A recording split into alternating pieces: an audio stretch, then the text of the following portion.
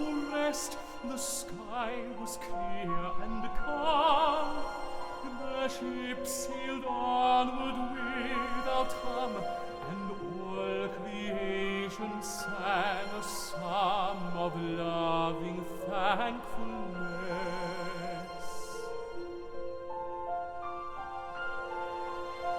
Beneath the stars the sailors slept, exhausted by their fear, while I knelt down for love of God on high, and saw his angels in the sky smile down at me, and wept.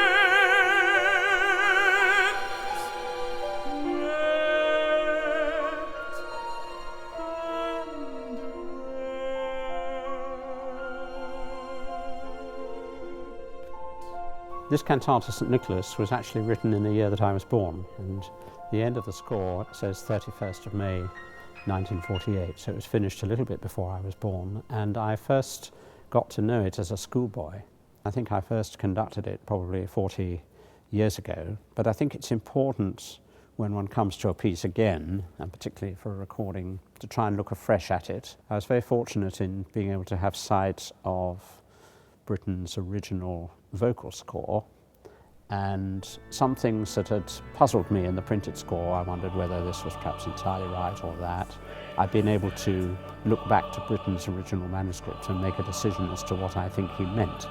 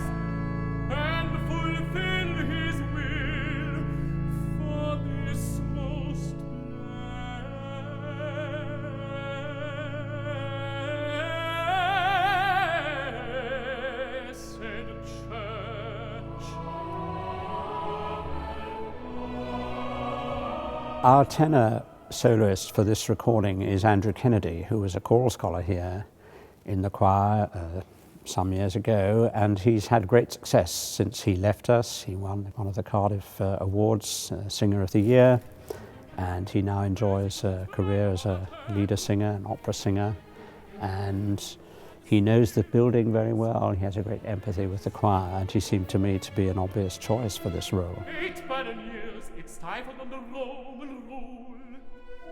The particular aspect of this performance is that it's really close, I think, to having the same sort of forces that Britten would have had in the original performance at Lancing, where he had, I think, 3 or 4 boys' schools producing a choir of young trebles and probably sixth form tenors and basses, as well as a local girls' school. So we replicate that here with the King's College Choir and the girls from Sawston Village College.